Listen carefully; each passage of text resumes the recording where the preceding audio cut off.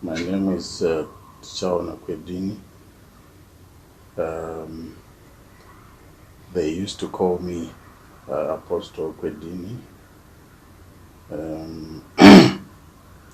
Now, following the changes, I don't really know what to call myself. Why? Because I don't know whoever called me that had the authority to do so. But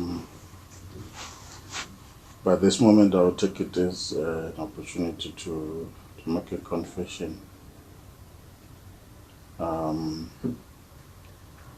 This confession is going to mark a turning point in my life and in my religious journey. I started to attend church groupings at a very tender age. I was in grade 3 when I went to Mogodi sect, then moved to Mwaja sect before joining this current one. This current one, I mean the Evangelical Church, which has its base of faith basing on the fastings done by Shadrach Mundwani, the 20 days and 20 nights. And after the 20 days and 20 nights, he then went on to declare himself God, where he said his soul departed the body on the 19th day of his fasting. And after that, he says the spirit of Jesus, whom they call Yeshua, entered his body. So now, after reading a few scriptures, I then started to wonder. Why I had at the first place believed this teaching.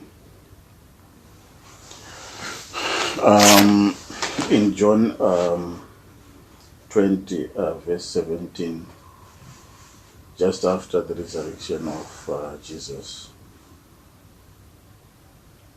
it is said Mary also went to the tomb. Actually, the ladies were the first to discover that the tomb was opened, and they ran to call the apostles, Peter and John.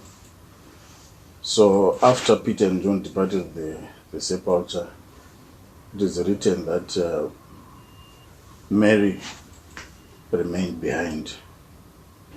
And when she remained behind, she stooped and looked into the sepulchre and saw 2 angels, who then said to her, whom are you seeking? Whom are you looking for? Why are you looking for the living from the dead?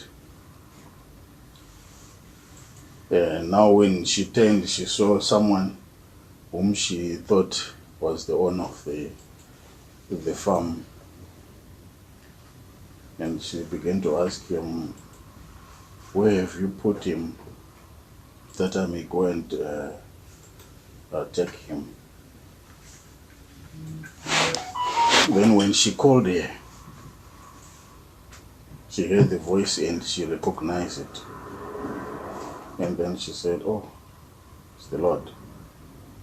She wanted to hug him, but he said to her, no, do not touch me, because I haven't yet ascended to the Father. And it is written that after this resurrection, he appeared many times to the apostles. And at some point, the apostles were so afraid, they thought they were seeing a ghost. And he said to them, no, look, See, the bones and the flesh that I have, the spirit does not have that. And that was meant to prove that indeed it was a true resurrection. So, on the day of ascension, they were at Mount Olivet. He was taken up, and a cloud took him away, which now that part forms the basis of this evangelical basis of faith, where they now say when that cloud took him away, Isaiah had prophesied about that cloud taking the Lord to Africa. But now, if you look at the instant where Mary wanted to hug him, she was told, "Do not touch me, I haven't yet ascended to the Father." And now he was taken up. They now say he was taken by the cloud to Africa. So one, if he was taken to Africa, I think we should see the body and the wounds. Because when Thomas didn't believe, he was shown the wounds and he believed. And again, he said to Mary, "Do not touch me, I haven't yet ascended to the Father." So if he is coming to Africa and now he marries, he now has a wife and 4 kids in Africa. You having seen that, you begin to question your own ability to discern. So that's why I have decided to make this confession. I really want to, I know God listens and God hears. I really want to say to God, "Oh, I have blasphemed. I have believed in a teaching which led me astray. I would want to say to God, hold my hand and lead me, guide me, take me to the truth." I've desired to be on the pulpit the whole of my life. And I defended this faith, wholly believing that it was also the truth. I also believed what Umaja said before. And now I have come to a point of thinking that this world is a fearful place. I'm really afraid. So the only thing that I can now say is I really need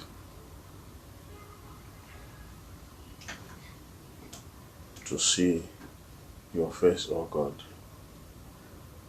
But now if I look in the scriptures, I haven't seen any point where the prophets were said to have gone to the mountain, fasted for them to see, but rather you revealed yourself to them, you called them.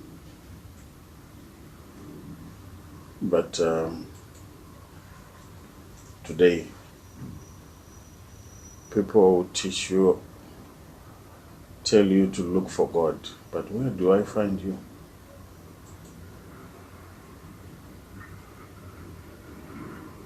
So you see, I need this to be my turning point. I need my life not to depend on any man's teaching, the doctrines which are meant to further a certain agenda where people would want to gather people together to fleece them of their hard-earned cash. And when they preach, their hearts are far from you. And when they teach, they mean to ensnare people. But the truth is, I do not know, I do not see. But God, you see, and you know. You created the heavens and the earth. You walked with Abraham, Isaac, and Jacob. You revealed yourself to Moses in a burning bush, and you spoke to him. He heard your voice. You were with the children of Israel by day, a cloud by night, a pillar of fire. And they walked through the Red Sea as on a dry land. And if I go in the book of John, verse 1, it says, in the beginning was the Word, and the Word was God. On verse 14, the Word became flesh, meaning that you, God, you became a human being. You dwelt amongst the humans, and you were killed. And on the third day, you resurrected, and you ascended while the apostles were looking. May I have that experience, not to believe my understanding, because my thinking that I have got a better understanding has led me to this point of believing that a man with a husband, a man with a wife and kids is God. I really want you, God, to help me overcome this. This has really eaten my emotions. I took a deep thinking to come to this point of allowing you to record this. I didn't want. I just wanted to have it as a private thing. But those whom I preached to, they still think I also led them astray for the benefit of those who believed my preachings. I would say let's repent. I think we need to turn from these teachings, turn away from these teachings, and wait for God's guidance. I don't know how He's going to appear to us. Is it by fire as to Moses? Is it in a human form as to Abraham? Or an angel as to Jacob? But what I know is the God who created the heavens, the earth, and everything that is in it has got the power to redeem us. Has got the power to save us. But if what we believed was the truth, then where is the body? Where is the body? I now think when he said, if they say he's in the jungle, do not believe, or in the inner houses, in the inner chambers, do not believe. He knew that people will come and they would call themselves Christ, but they don't have the wounds. When he appeared to the apostles, he had the wounds. Thomas even asked to put his fingers in there, So if he came to Africa, we need to see the holes. We need to see the body. I thank you.